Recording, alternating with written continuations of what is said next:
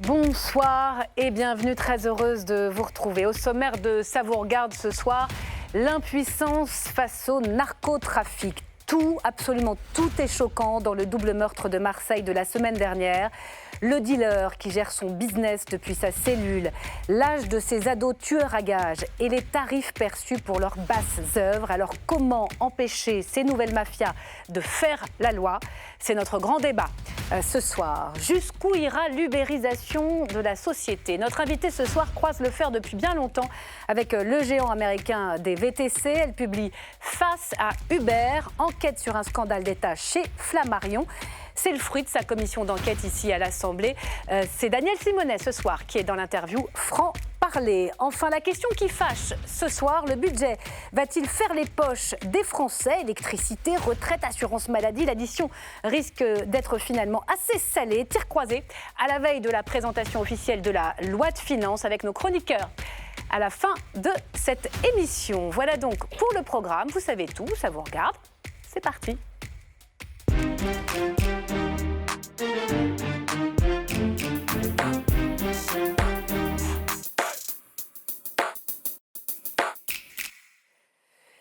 C'est une histoire qui aurait pu se dérouler au Mexique, au cœur des cartels du narcotrafic, mais c'est bien en France, à Marseille, que cette escalade dans l'horreur a eu lieu à la fin de la semaine. Notre pays fait face à un nouveau banditisme juvénile et ultra-violent qui recrute des ados, tueurs à gages sur les réseaux sociaux. Alors comment en est-on arrivé là?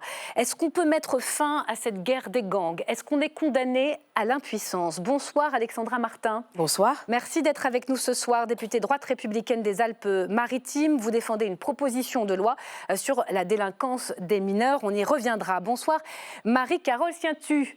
Bienvenue à vous sur ce plateau. Vous êtes sénatrice Les Républicains du Val-de-Marne, la droite républicaine donc, qui vient de changer de nom, membre de la commission d'enquête sur le narcotrafic au Sénat. C'est une commission importante qui a rendu son rapport en mai dernier et il a fait date. On y reviendra également.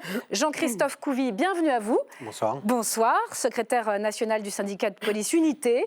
C'est le premier syndicat de police dans notre pays. Enfin, à distance, depuis Marseille. Bonsoir Cyril Huette-Lumbing et merci d'être là. Vous êtes le secrétaire général adjoint du syndicat pénitentiaire des surveillants.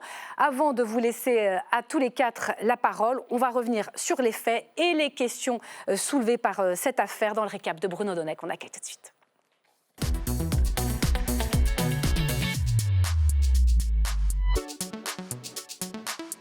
Bonsoir Bruno. Bonsoir Myriam, bonsoir à tous. Dans votre récap ce soir, un fait divers stupéfiant et des questions très politiques. Oui, alors les faits d'abord Myriam, ils se sont déroulés à Marseille. Deux très jeunes garçons de seulement 15 et 14 ans se sont retrouvés embarqués dans une affaire de règlement de compte entre trafiquants de drogue. Celui de 15 ans a fini poignardé et brûlé vif. Quant au plus jeune des deux, il a tué d'un coup de revolver un chauffeur de VTC de 36 ans. Les jeunes garçons vont répondre à des annonces, non pas pour aller faire les vendanges ou même pour vendre de la résine de cannabis sur un point de deal, mais pour aller ôter la vie d'autrui sans aucun remords, sans aucune réflexion. Voilà, alors ce qui frappe dans cette affaire, c'est bien sûr le très jeune âge de ces adolescents, mais c'est aussi le profil extrêmement inattendu de celui qui les a recrutés. Son bras, à ce jeune de 14 ans, a été armé par un commanditaire depuis la prison. Car oui, le commanditaire des faits est bel et bien un prisonnier, un détenu qui a donc réussi à recruter depuis sa cellule deux très jeunes gens. Donc voilà pour les faits. Quelles sont maintenant les questions que soulève cette affaire? Alors les questions, Myriam, elles sont simples. Il y en a deux. La première, c'est celle de l'âge des criminels. Vous savez qu'il existe en France ce qu'on appelle une excuse de minorité. Très concrètement, la responsabilité pénale d'un mineur ne peut être engagée qu'à partir de l'âge de 13 ans. Après 13 ans, des peines de prison peuvent être prononcées, seulement voilà, elles sont considérablement allégées. Or, le garde des Sceaux l'a dit très clairement hier, il envisage de modifier cette disposition. Lorsque des mineurs commettent des infractions extrêmement graves, en pleine connaissance de cause, on peut s'interroger sur la possibilité d'écarter au cas par cas cette excuse. La seconde question maintenant, elle concerne la sécurité à l'intérieur des prisons. Vous avez compris que le commanditaire a agi depuis sa cellule et grâce à un téléphone portable. Il est bien sûr totalement interdit d'en détenir un et pourtant nombreux sont les détenus qui en possèdent. Regardez cet extrait hautement baroque d'un reportage de France 2 dans lequel un prisonnier explique au téléphone à quoi il utilise le sien. Ouais, ça dépend des personnes. Ouais, ça peut être important d'avoir un téléphone si tu as des affaires d'or à gérer, de gérer des points de deal, on peut tout gérer. On peut donc gérer des points de deal depuis sa prison. L'année dernière, l'administration pénitentiaire a saisi 53 000 téléphones portables. Mais si on en croit les syndicats, vouloir les éradiquer serait un leurre. On lutte, mais en l'état actuel des choses, c'est impossible de lutter efficacement contre ce système. Ça impliquerait des fouilles quotidiennes de l'ensemble des cellules, des fouilles générales. C'est impossible, c'est ingérable. Ingérable, faute de moyens suffisants, au moment pile où Didier Migaud évoque un budget à venir qui ne sera pas satisfaisant pour la justice. Le fait divers de Marseille, chère Myriam, ne pouvait pas plus mal tomber. Merci. Merci beaucoup Bruno Donnet pour ce rappel des faits et des questions soulevées. On va venir à vos solutions dans un deuxième temps, mais je voudrais qu'on s'arrête d'abord sur le profil de ces jeunes tueurs à gages. Marie-Carole Ciuntu, vous avez beaucoup travaillé au Sénat, je l'ai dit, sur le narcotrafic. Est-ce que vous avez été surprise de savoir que dans notre pays, on pouvait recruter des jeunes de 14 ans sur les réseaux sociaux depuis une prison? Est-ce que ce fait divers contre de l'argent, et on va y revenir, beaucoup d'argent, est-ce que ça vous a surpris ou pas? Alors, je ne vais pas dire que j'ai découvert avec cette commission d'enquête, et même le point de départ de cette commission d'enquête, c'est parce qu'on s'était rendu compte qu'on était submergé par le narcotrafic et que ça impliquait ce que vous venez de raconter, c'est-à-dire des familles qui sont fracassées alors qu'elles n'ont rien à voir avec le narcotrafic parce qu'il y a des règlements de compte qui se déroulent assez régulièrement et pas seulement à Marseille, dans d'autres grandes villes et même dans des milieux plus ruraux.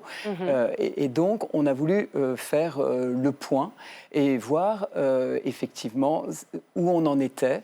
Et ce dont on s'est rendu compte, c'est l'importance maintenant de l'argent qui circule. Ouais. Quand vous dites submergé, c'est un mot très fort par le narcotrafic, qu'est-ce qu'on sait? Vous parlez de chiffre d'affaires au niveau national qui permettent de mesurer... Plusieurs milliards. Plusieurs milliards. Toujours en expansion. Oui. En bénéfice, on pense qu'on est à 2-3 milliards et en chiffre d'affaires, plus que ça. Et donc, ça veut dire qu'on peut tout s'offrir.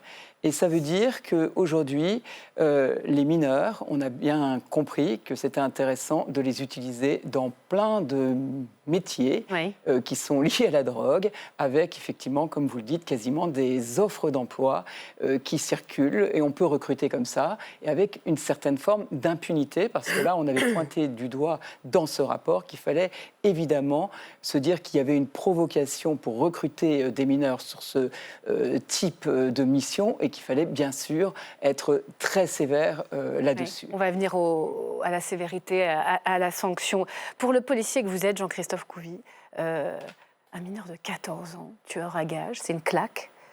C'est une claque et en même temps, on n'arrête pas de le dire, que de toute façon, on allait y arriver. Moi-même, sur des plateaux, je m'évertue à dire qu'on allait avoir des enfants soldats bientôt, comme dans certains pays, vous savez. On leur met des kalachnikovs à l'âge de 10 ans, 12 ans, on leur lave le cerveau pour qu'ils deviennent des armes humaines. Et en fait, c'est arrivé même plus tôt que je le pensais. Voilà. Narcomicide, j'ai découvert ce terme. On savait que ça existait, les mafias italiennes, les cartels en Amérique centrale. C'est devenu une profession dans notre pays. Est-ce qu'on peut dire ça? De quoi on parle précisément? Il y a un marché du crime et de la mise à prix sur Internet? Alors déjà, si vous voulez, le marché des stupéfiants, c'est le premier marché criminel au monde, donc il faut bien avoir ça en tête. C'est pas qu'un problème français, c'est un problème international aussi. Après, effectivement, j'allais dire que c'est la première start-up nation. Voilà, c'est 240 000 personnes qui vivent du trafic de cannabis, c'est quelques milliers d'emplois temps plein travaillés. Donc en fait, et d'ailleurs on compte, entre guillemets, 3 milliards d'euros dans le PIB. Donc c'est acquis, j'allais dire, c'est acté. Malheureusement par l'État, que c'est de l'argent qui rentre dans les caisses. Après, moi, ce qui nous choque effectivement, c'est qu'en face, on a des gamins de 14 ans, 13 ans, des fois même très jeunes, qui n'ont pas peur de la mort, qui n'ont pas peur de la prison, qui n'ont peur de rien en fait et qui veulent gagner beaucoup d'argent très rapidement. Et c'est des enfants, et c'est pas moi qui le disais, d'ailleurs c'était lors de la commission, c'était le directeur général de la police nationale, Frédéric Vaux, qui disait que ces enfants-là, ils ont acté qu'à l'âge de 30 ans, il n'y avait plus d'espoir derrière, c'est-à-dire qu'ils ne se projettent pas. Aujourd'hui, ils vivent au jour le jour, ils n'ont pas de projet économique, socio-professionnel, rien, de famille, tout ça.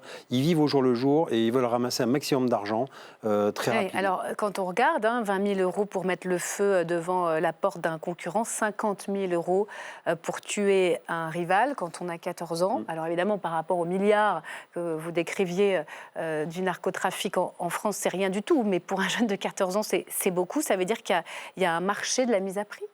Oui, il y a un marché de la mise à prix. De toute façon, il y a des listes d'attente sur les réseaux sociaux. Des listes d'attente ? Des listes d'attente, c'est-à-dire que vous savez très bien que quand vous passez une petite annonce, il y a plusieurs personnes, entre guillemets, des gamins, qui vont répondre. Et la personne qui lance le marché, c'est une offre de marché, va pouvoir choisir quelle personne il va prendre. Voilà où on en est. Et en fait, si vous voulez, cette révolution, elle est venue, nous on l'a senti avec l'avènement des réseaux sociaux. Parce que tout nous échappe en fait avec les réseaux sociaux. On voit que les réseaux sociaux ont une place particulièrement centrale dans ce narcotrafic, mais qu'est-ce que ça veut dire les annonces ? Où, comment qu'est-ce qu'on trouve sur Internet précisément ? Vous pouvez trouver des armes, vous pouvez trouver des munitions, vous pouvez trouver des voitures volées, vous pouvez trouver il y a tout un monde parallèle en fait que... Vous pouvez trouver des réseaux sur lesquels on offre un mandat de tuer avec des rémunérations à la clé. Petite annonce.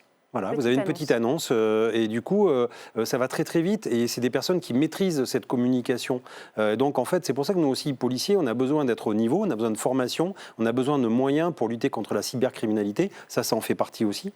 Et on a besoin effectivement de faire de l'entrisme dans ce monde parallèle. Et aujourd'hui, j'ai l'impression que des fois, on a, alors pas tout le monde, mais on a effectivement des politiques, entre guillemets, qui découvrent.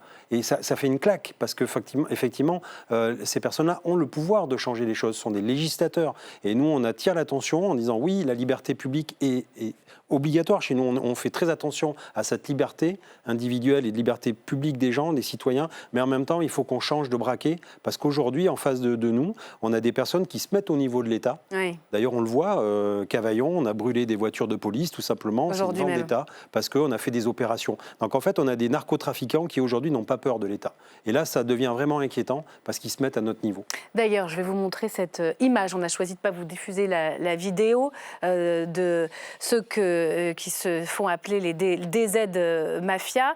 C'est en réaction donc aux commanditaires qui affirmaient donc avoir commandité les meurtres pour cette DZ Mafia. Voilà l'organisation, voilà la photo. Alors on n'a pas diffusé le reste de la vidéo, mais clairement, il nie la responsabilité dans les homicides de Marseille. C'est édifiant de voir ça. Ça veut dire qu'il y a déjà une communication. Quand le policier que vous êtes dit, au fond, ils se mettent au niveau des pouvoirs publics, au niveau de l'État. Oui, il s'agit en fait d'une société parallèle qui a ses codes, qui a ses principes, qui a sa hiérarchie. Et ce fait divers, qui n'en est pas un d'ailleurs, parce que c'est un véritable fait de société, est l'expression la plus violente et la plus choquante de ce que je dénonce depuis 2022, c'est-à-dire la recrudescence d'une délinquance de mineurs de plus en plus jeunes, de plus en plus violents. Aujourd'hui, on parle d'adolescents qui ont 14 et 15 ans, mais souvent, ils sont encore plus jeunes.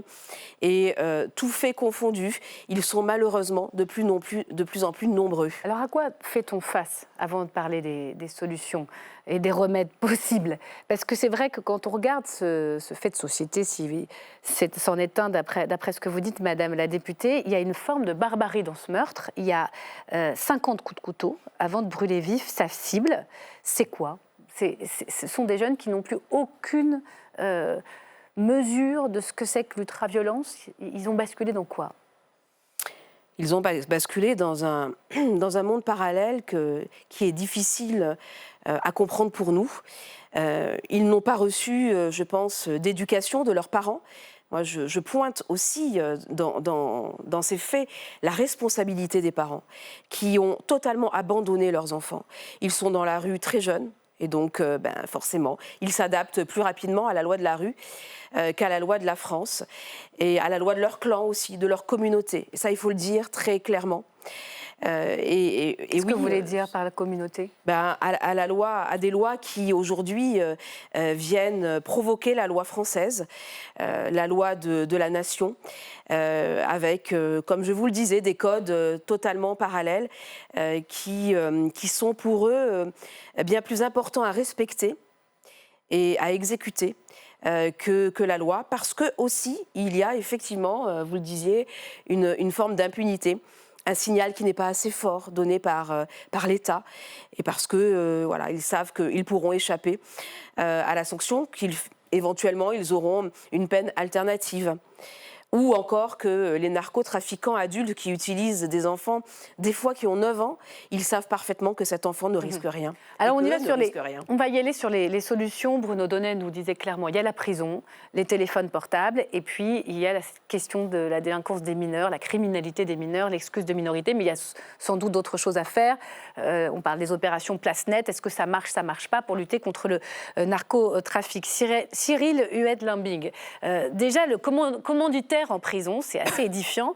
Quand il a vu que finalement son opération tournait court et qu'il voulait dire « j'ai rien à voir avec le meurtre du chauffeur du VTC », il a lui-même appelé la police. En fait, ils doutent de rien aujourd'hui, ces gens-là en prison.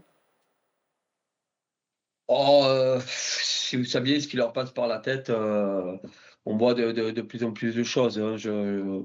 Moi, personnellement, je n'arrive pas à tout comprendre et à tout imaginer. Et puis, moi, mon sujet, c'est pas forcément ce que la population pénale a dans la tête, mais surtout comment on va réussir, nous, à trouver des solutions adaptées pour pouvoir endiguer tous ces phénomènes-là. Parce que là, on parle aujourd'hui d'une commande de meurtre depuis l'intérieur de la prison. Moi, je vais vous rappeler des faits, des faits qui peuvent être peut-être aussi barbares et similaires il y a quelques mois. Dans un des établissements, par le biais d'un téléphone portable et des réseaux sociaux, en direct, avec le commanditeur de l'autre côté du réseau social, qui disait au co-cellulaire de la victime viole-le, rentre-lui un balai, fais-lui manger de ses excréments, il était drogué à son insu. C'est pas des cas isolés, c'est juste qu'on en parle. On en parle, ça va faire du bruit 15 jours et après on en parlera plus. Alors, expliquez-nous concrètement. On entendait ce chiffre, 53 000 portables ont été saisis l'année dernière et pourtant on voit bien qu'encore aujourd'hui, les dealers, les narcotrafiquants utilisent leurs cellules comme des bureaux pour télétravailler. C'est un peu le sentiment qu'on a ce soir. Est-ce que vous avez les moyens d'interdire effectivement les téléphones portables dans les prisons ? Alors, la vraie question, c'est est-ce qu'on vous veut bien nous donner des moyens? C'est ça la vraie question. Ça fait des années qu'on explique qu'on n'a pas de moyens et qu'on ne peut pas lutter contre ça. Et le peu de moyens qu'on avait, on nous l'a levé.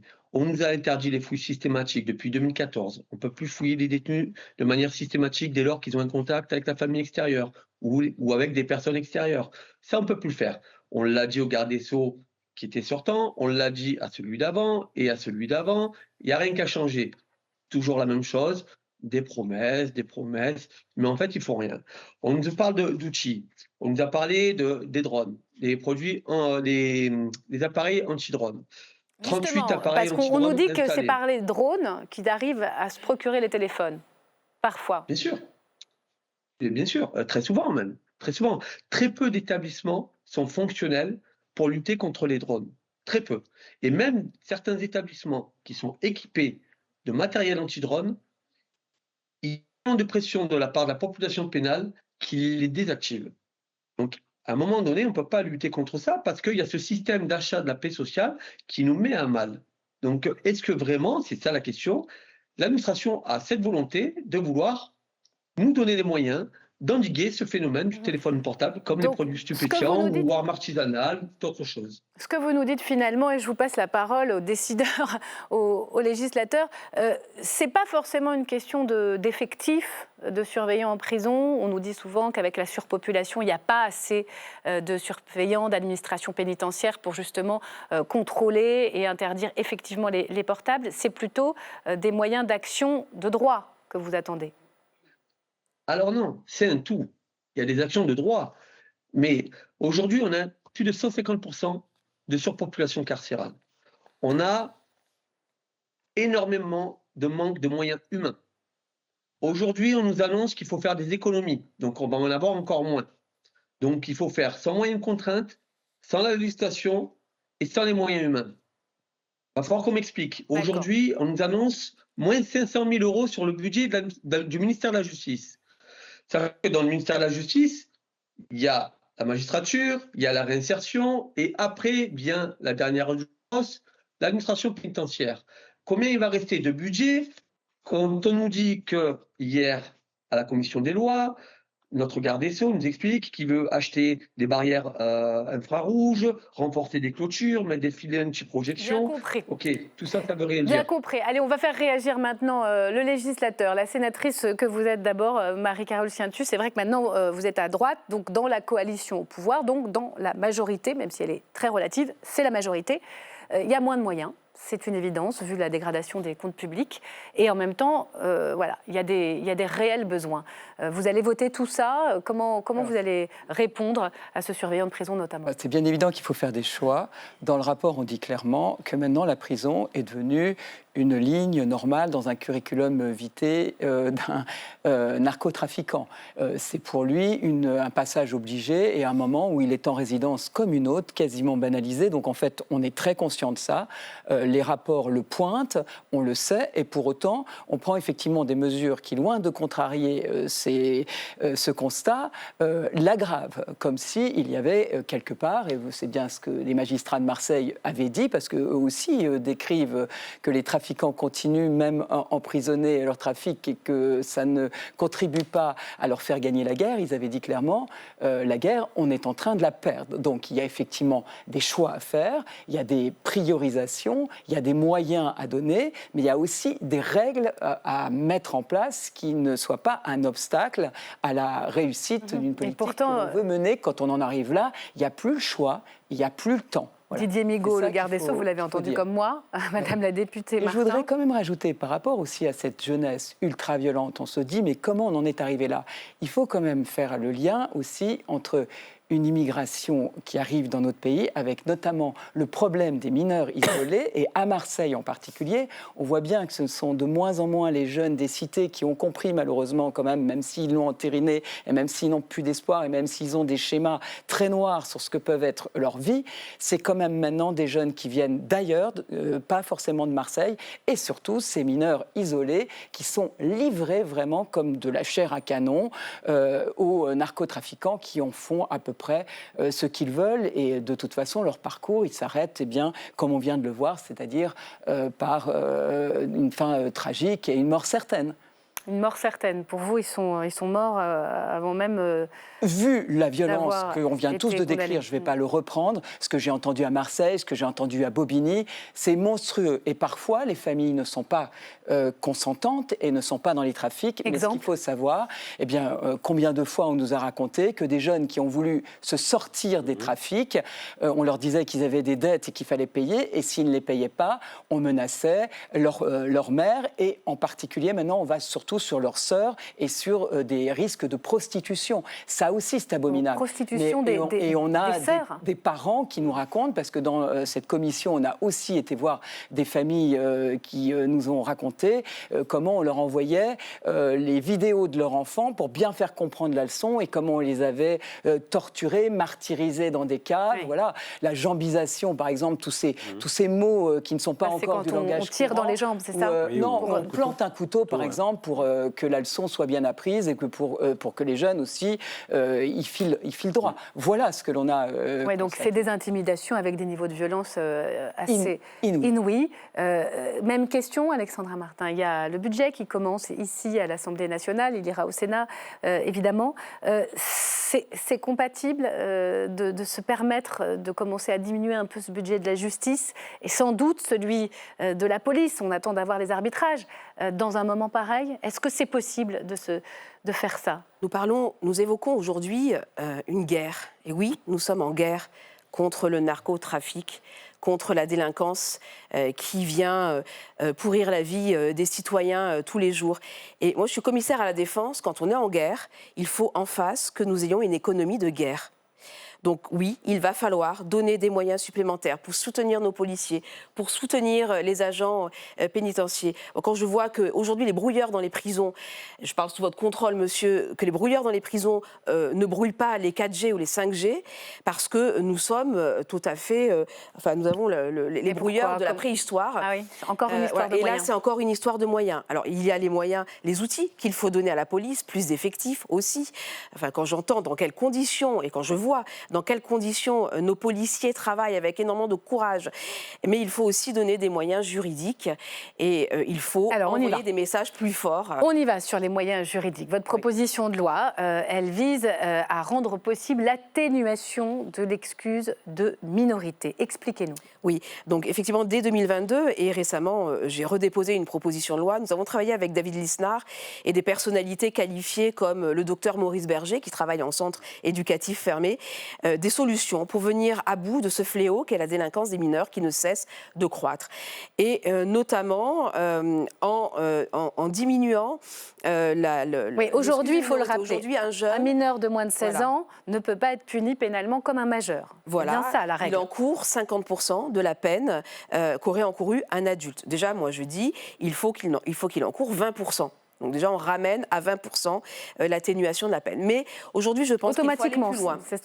Pour tout quoi. Voilà, à partir de l'âge de 13 ans. Mais à partir d'un niveau d'infraction commise, j'imagine. Oui, bien sûr. À l'appréciation du juge. À l'appréciation du juge.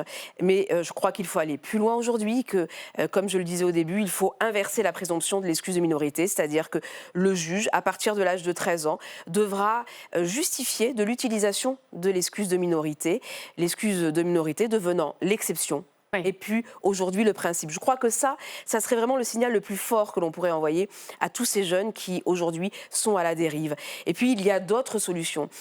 Aussi la construction, on parlait tout à l'heure de la surpopulation carcérale, mais bien sûr, il faut aujourd'hui construire 30 000 places de prison en plus. Aujourd'hui les juges décident de leurs sanctions, non pas en fonction de leur doctrine, mais en fonction du nombre de prisons qu'ils ont à leur disposition. Oui, vous savez que c'est un vieux serpent de mer. Hein. Il faut aussi que tous les présidents promettent plus de places, des dizaines de milliers de places. Mais à la fin des quinquennats, le compte n'y est jamais. Parce que ça a des conséquences importantes sur les sanctions. Alors, sur l'excuse de minorité, je voudrais aller voir le policier que vous êtes, Jean-Christophe Couvi. Est-ce que vous attendez ce type de mesures ?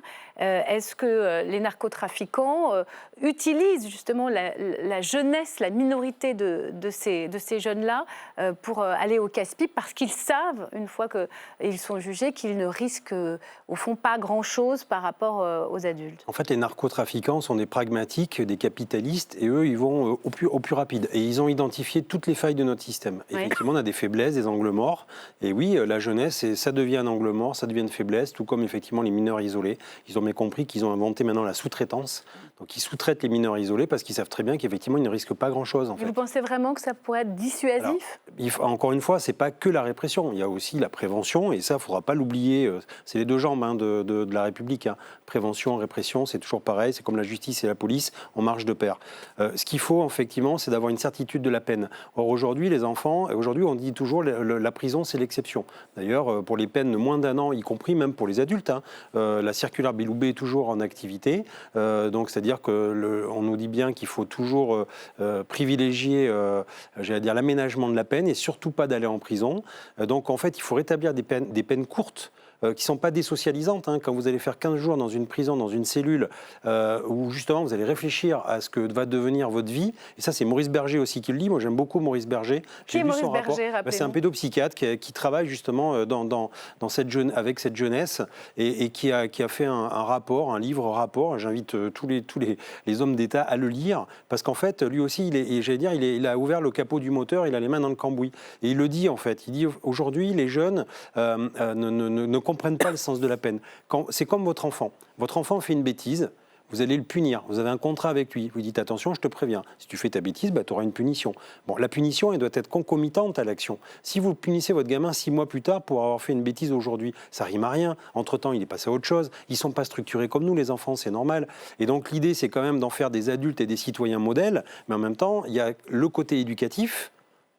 Ça, je suis d'accord, mais en même temps, il faut que la punition elle tombe. Et ça, ils l'acceptent. Enfin, ils doivent le comprendre. Voilà. Après, comme on disait, c'est limiter effectivement l'aménagement des peines et refonder réellement la justice aujourd'hui qui doit protéger les citoyens et puis, j'allais dire, trancher un conflit dans la société. C'est ça un juge, en fait. Alors, encore faut-il, et je vous donne la parole tout de suite, Marie-Carole Sientu, mais je voudrais qu'on écoute Cyril Luel-Dimbing. Encore faut-il qu'il y ait des places de prison pour ces mineurs, des places dans les centres éducatifs fermés. Comment vous regardez cette question-là de l'excuse de minorité? Est-ce qu'en France, on aurait les moyens d'enfermer, en cas évidemment de passage à l'acte criminel avéré, condamné par la justice, davantage? Alors, pour moi, la justice, il y a un problème dans son fonctionnement, mais c'est qu'un avis personnel et j'ai pas de solution à apporter là-dessus. Mais on va pouvoir faire autant de places de prison qu'on veut. De toute manière, on va incarcérer encore plus. On a mis en place plein de choses, des métiers, des budgets sur la réinsertion. C'est obsolète, ça fonctionne pas. La réinsertion, elle est quasi nulle. Et là, c'est un premier sujet. Ensuite, les places pour les mineurs.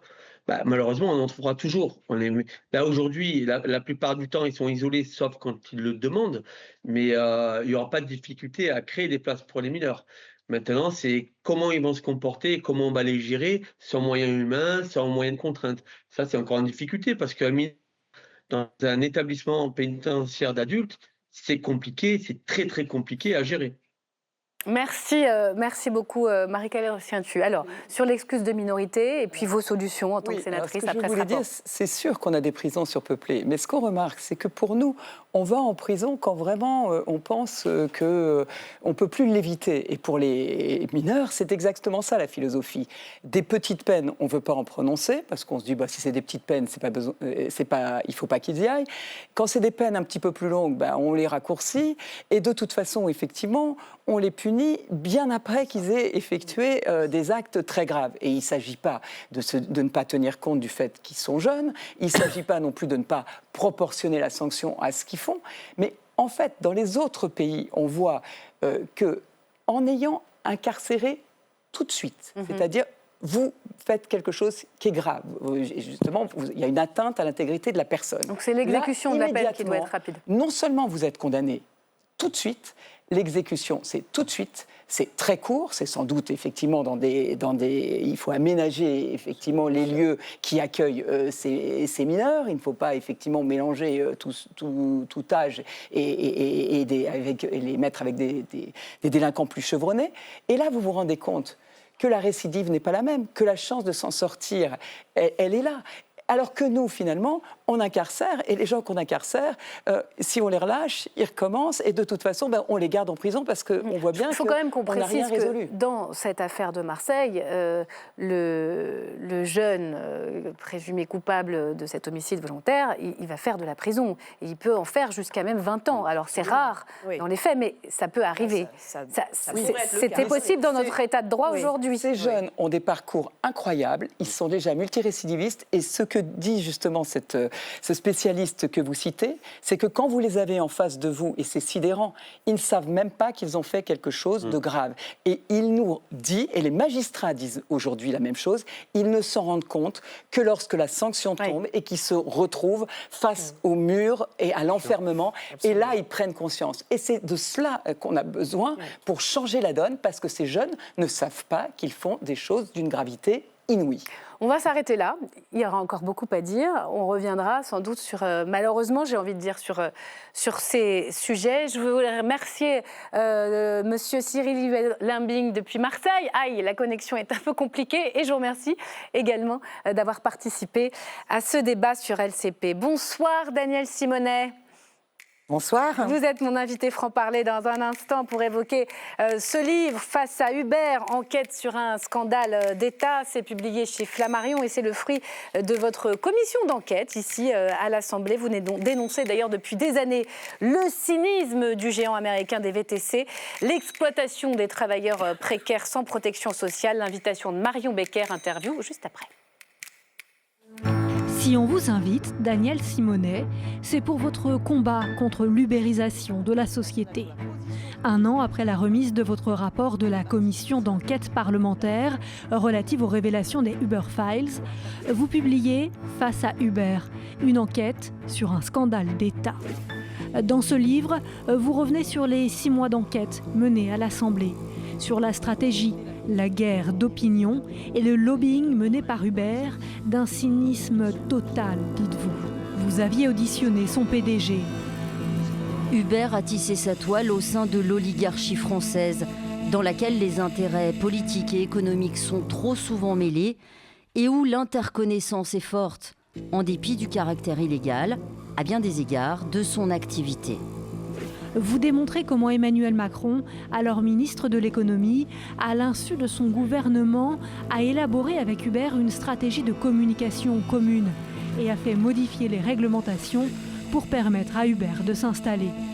En 2022 déjà, vous interpelliez le gouvernement après une enquête du journal Le Monde. Voilà le scandale d'État Macron-Ubergate. Pour s'implanter en France, Uber, le géant américain de l'évasion fiscale, de la casse de notre modèle social, a pu s'appuyer largement sur son VRP en chef, Emmanuel Macron. Plus largement, c'est l'ubérisation de la société que vous dénoncez. Dès 2016, dans un spectacle politique, Uber, les salauds et Méso Vert.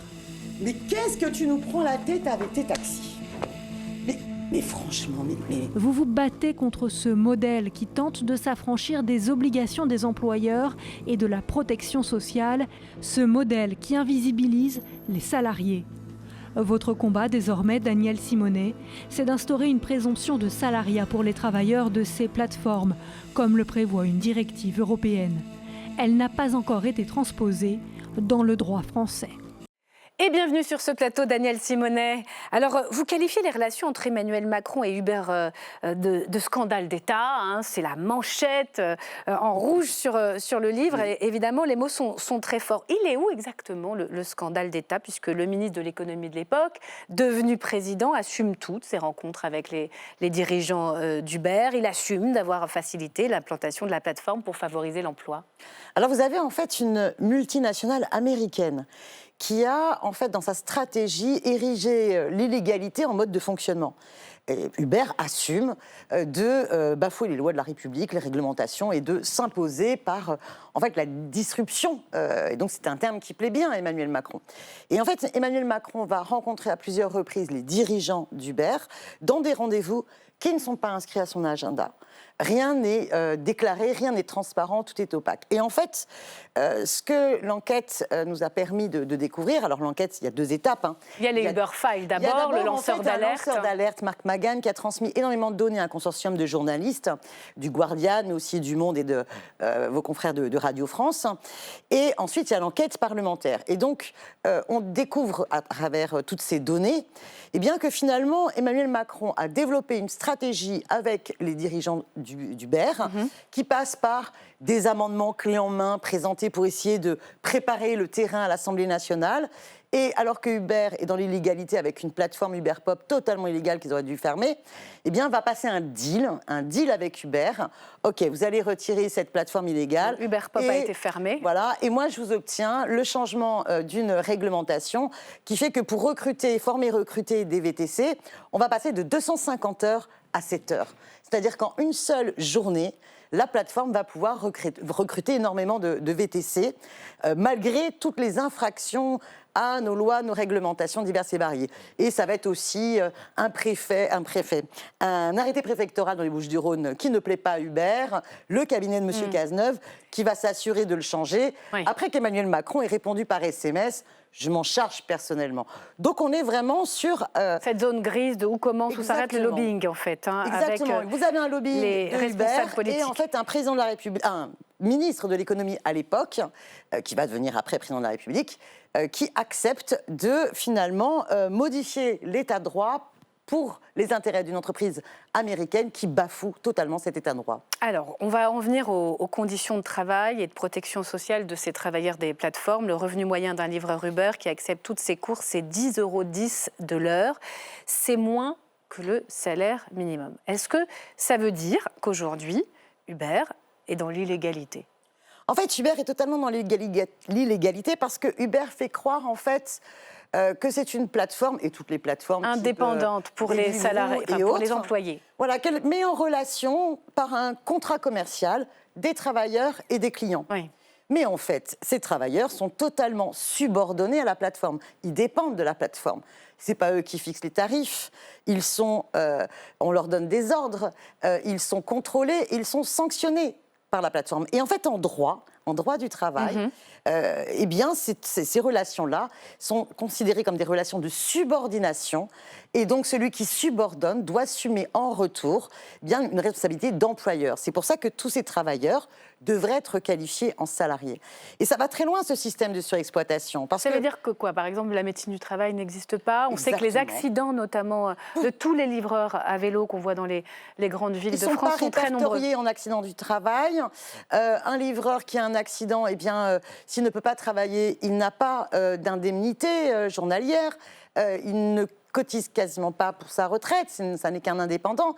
Et il peut aussi être déconnecté de la plateforme du jour au lendemain sans avis préalable de licenciement. Donc, qu'est-ce que vous répondez à ceux qui vous disent on veut garder ce statut d'indépendant ? Il y en a, parce qu'il y a les deux. Il y a des travailleurs précaires des plateformes qui font ça toute la journée, mais il y a aussi déjà des gens qui font ça en complément d'un autre emploi et qui ont besoin de ce statut-là d'indépendance pour faire, au fond, arrondir leur fin de mois. Eh bien, en fait, est-ce qu'on accepte une société où, parce que les gens sont dans la précarité, ils doivent accepter une surexploitation, pire encore ? En fait, il faut respecter l'état de droit.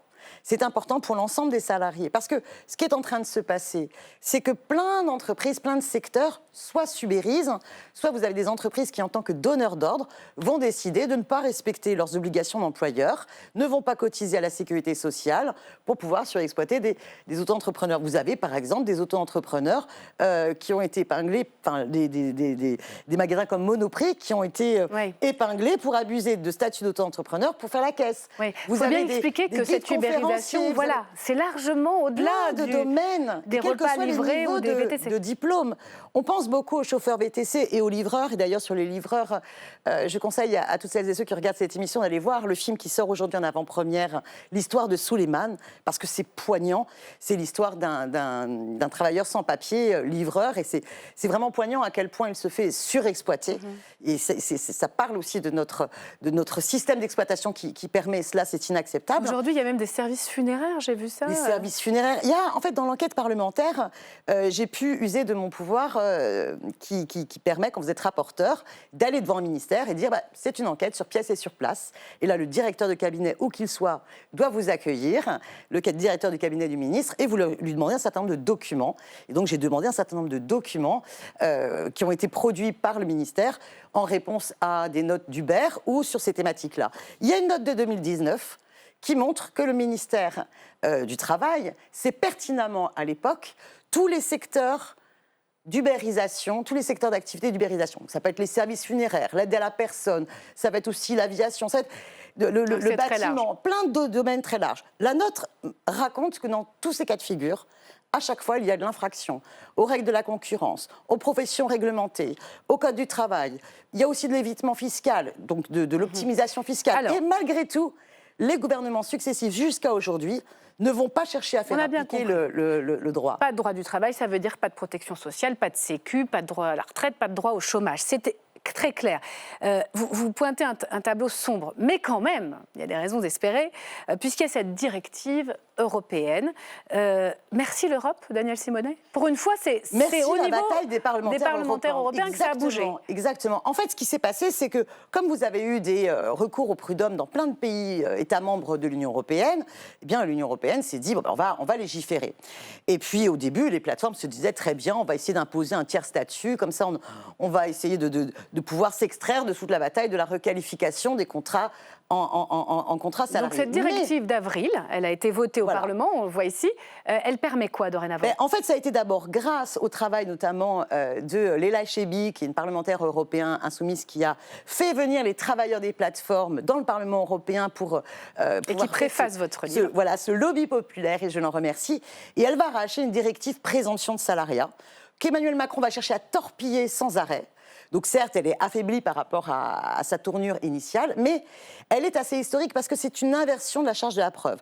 Aujourd'hui, vous êtes un travailleur en statut auto-entrepreneur et vous dites, mais je me fais arnaquer en fait. Je suis dans un rapport de subordination, c'est pas moi qui fixe mes tarifs.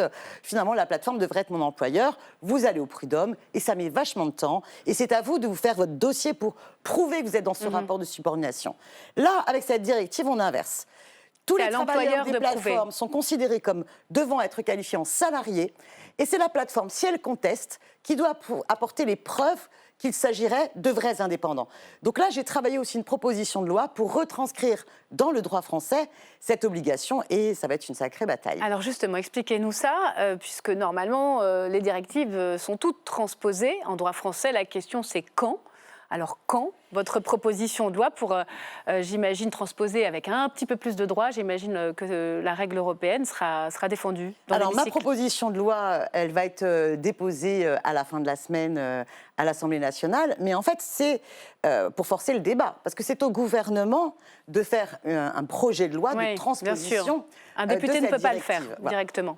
On peut le faire, mais normalement, c'est le gouvernement qui doit transposer. Bon, et on va voir comment et quand le gouvernement va transposer. Normalement, il devait le faire dans les 2 ans. Bon, et ça fait là, déjà, il est dans les temps. Il lui reste donc 1 an et demi. Va-t-il le faire et dans quelles conditions? Donc, il faut faire naître le débat. Et donc, moi, je souhaite que la présomption de salariat de cette directive soit transposée. Donc, 1, les travailleurs des plateformes doivent être qualifiés en salariés.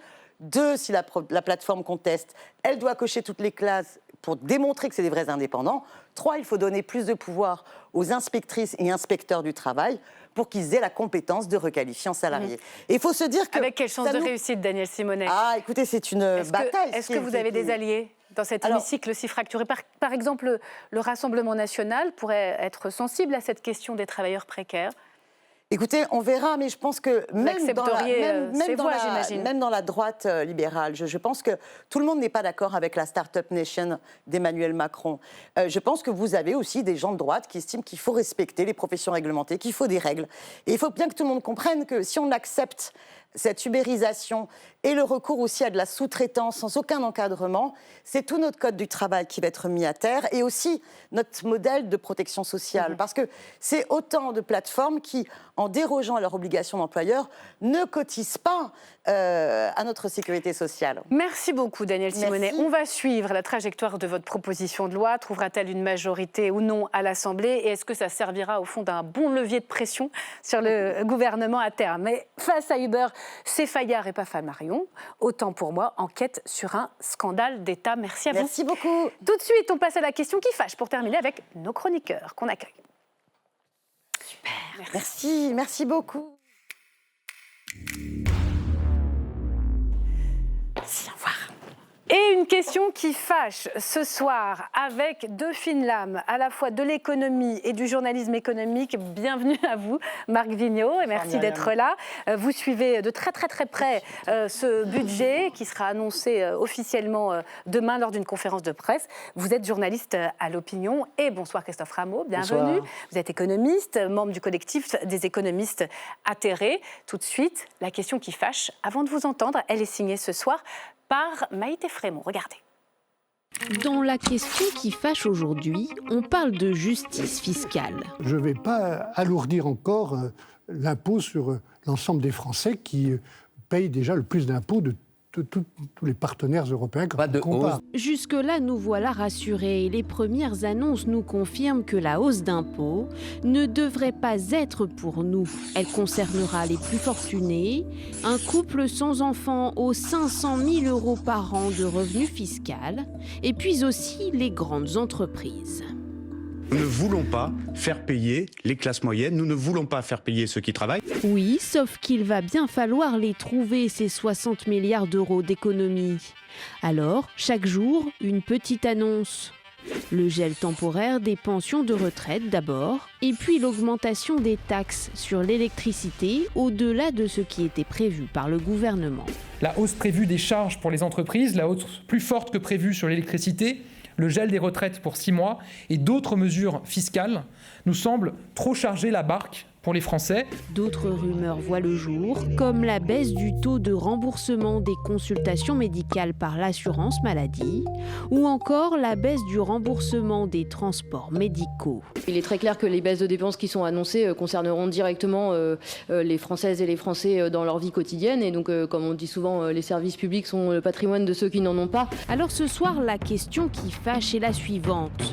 Loin d'une justice fiscale, le budget 2025 va-t-il faire les poches des Français ? Allez, elle est directe, elle est franche. Christophe Rameau, oui ou non? Est-ce que les classes moyennes vont trinquer si on met bout à bout l'ensemble des baisses de dépenses et les mesures fiscales, les recettes? Je pense que ce qui est important, c'est de bien saisir que quand on parle de trinquer, on pense aux impôts, aux prélèvements obligatoires, mais il y a une contrepartie en matière de dépenses. Et je dirais que là où, à mon avis, il y a des mesures fiscales qui sont prévues, on y reviendra, qui vont, de mon point de vue, même si c'est trop dans petit, le bon sens. Dans le sens de la justice fiscale, très bien. Mais par contre, on a des masses financières en jeu très importantes du côté de la dépense. Et pour faire œuvre un peu de pédagogie, et je pense j'aimerais bien qu'un Premier ministre un jour fasse œuvre de pédagogie auprès des Français en disant que, vous savez, les impôts, les cotisations que vous payez, ça se retrouve entièrement en matière de dépenses. Il faut savoir que dans la dépense publique, il y en a à peine un quart qui sert à payer les salaires des fonctionnaires, en mettant dans les cotisations sociales en plus. Un quart, ça représente 12% du PIB, ça n'a pas augmenté, écoutez-moi, depuis 40 ans. En fait, la moitié de la dépense publique, c'est des prestations et des transferts sociaux qui sont prélevés, bien sûr, mais qui sont immédiatement reversés aux ménages. Donc c'est les retraites d'abord, 360 milliards, le RSA, 15 milliards, les allocations chômage, c'est le remboursement des consultations de médecine libérale, des médicaments. Tout ça, ça représente 710 milliards, c'est colossal. Ensuite, on a plein de subventions ménages aux entreprises, plus de 200 milliards. Donc vous voyez, et alors, il y avait une remarquable étude de l'INSEE qui a été publiée il y a quelques temps, qui montrait que quand on additionne tout ce que les Français versent, oh là là, qu'est-ce qu'on verse comme impôts et cotisations, et tout ce qu'ils reçoivent, eh bien les 2/3 des Français y gagnent.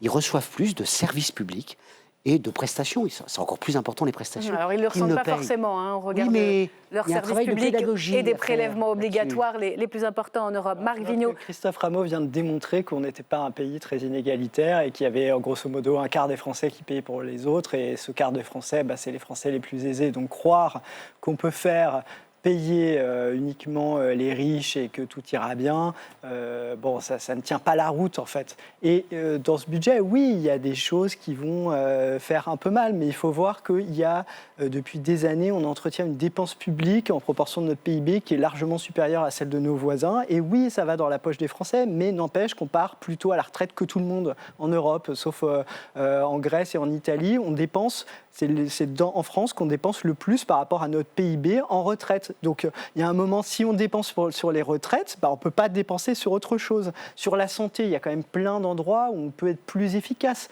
À chaque fois, je donne cet exemple, mais il est quand même assez savoureux, je trouve. En 2004, on nous avait annoncé le dossier médical personnel pour éviter les doublons de radiologie, etc. Que vous allez chez le médecin et puis il n'a pas votre dossier, donc il vous refait faire la même radio qu'il y a 5 ans. Et en fait, elle était toujours valable et ça ne servait à rien de la refaire. Devinez quoi, aujourd'hui, il n'y a toujours pas de dossier médical personnel alimenté par les médecins et qui fonctionne. Donc si je comprends bien, Marc Vigneault, vous dites oui, ça chargera de fait un peu la barque en plus des Français si on additionne l'indexation des retraites, l'électricité, les mutuelles qui vont sans doute augmenter avec un peu moins de protection sociale de la sécurité sociale, mais il est temps de s'attaquer aux dépenses publiques. C'est ça votre...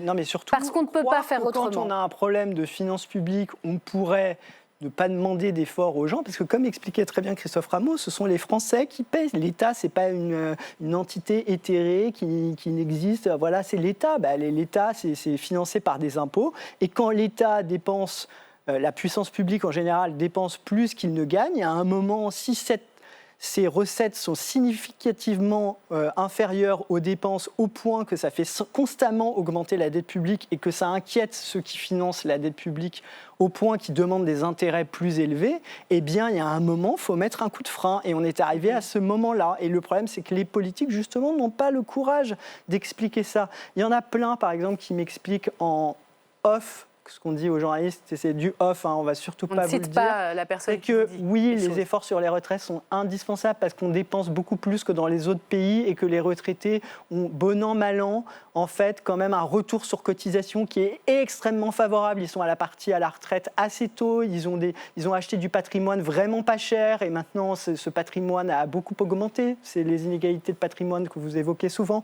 Et donc leur demander 6 mois de non-revalorisation des pensions sur l'inflation, alors qu'ils n'ont pas perdu comme les actifs pendant la crise inflationniste. D'accord là-dessus, Christophe Rameau. C'est loin d'être un scandale. Comment dire sur les retraites, sur les retraites, on peut se permettre ce report. Si vous me dites qu'il y a des retraités qui vivent trop bien dans le luxe, mais là l'enjeu c'est pas les retraites, c'est de faire ce que le gouvernement pour l'instant n'a pas prévu. Dans les mesures qu'il a prises, alors qu'il y avait une série de propositions d'organismes comme Terra Nova, on en avait discuté la dernière fois, qui préconisaient d'alourdir le patrimoine sur les plus aisés. D'accord ? Là, il n'y a rien. Vous nous avez dit quand même qu'en matière fiscale, vous étiez plutôt d'accord avec les choix du gouvernement. Il y a quand même deux nouveaux impôts. Je dis qu'il y a des petites choses, mais je ne suis pas d'accord. Ça Par va exemple, pas sur le assez patrimoine, il n'y a rien du tout. Sur les retraites, je pense que donc si on veut remettre en cause le niveau de vie des retraités très aisés, mais c'est pas sur leur retraite qu'il faut s'attaquer, c'est effectivement d'aller sur le patrimoine, relever sur le patrimoine. Il y a un impôt sur les plus fortunés. Il y a une autre question sur laquelle je ne suis pas du tout d'accord. Et sur les entreprises. C'est les grandes entreprises. C'est ce qui est prévu sur la taxe sur l'électricité. Voilà. Alors, donc là, le gouvernement prévoit de récupérer de l'ordre de 3-4 milliards, on n'a pas les chiffrages précis, mais sur la taxe sur l'électricité, 3 milliards. Là, pour l'écologie, c'est vraiment une régression. Pour l'écologie, on a besoin, c'est le siècle vert, le 21e siècle, donc on a besoin de faire une transition vers l'électricité, et là, taxer l'électricité, là, je trouve que c'est vraiment... Alors, vous allez me dire... Finalement, les prix n'augmenteront pas parce que je pense que c'est une mauvaise idée. Sur l'électricité, vos informations, Marc Vigneault, avec vous. À quoi peut-on s'attendre ? Ce qui est intéressant, c'est que le gouvernement dit, le précédent gouvernement, donc Gabriel Attal, Bruno Le Maire, comptait remonter la taxe sur l'électricité qui avait été fortement baissée pour faire le bouclier tarifaire au niveau d'avant-crise. Donc ça, c'est 3 milliards. Et nous, on va aller encore plus loin, on va remettre 3 milliards. Donc, dans les hausses d'impôts qu'on vous compte, on ne vous compte que 3 milliards. Mais en fait, il y a 3 milliards pour revenir au niveau d'avant-crise, qui peut être justifié, puisqu'il faut sortir d'une forme de quoi qu'il en coûte. Mais là, en remettre encore 3 milliards, alors aujourd'hui, il se trouve que les prix de marché de l'électricité baissent. Et donc ça veut dire qu'effectivement, ceux qui sont au tarif réglementé vont quand même connaître une baisse des prix de l'électricité, mais qui ont par ailleurs beaucoup augmenté depuis quelques années. Mais pour beaucoup de Français modestes, ce sera douloureux. Tout le monde n'est pas au tarif réglementé d'électricité. Oui. Les entreprises, c'est pas exactement pareil. Et puis en plus, voilà, c'est vrai que à un moment, si on veut électrifier nos usages, il ne faut pas trop augmenter cette taxe. Mais en fait, on cherche du rendement. On cherche à faire rentrer dans les caisses 60 milliards et c'est pas facile. Allez, le mot de la fin, une note d'accord avec Marc Vigneault là-dessus. Soit bien géré. Vous savez, regardez par exemple sur les dépenses de santé. Les mutuelles, c'est pas dans la dépense publique.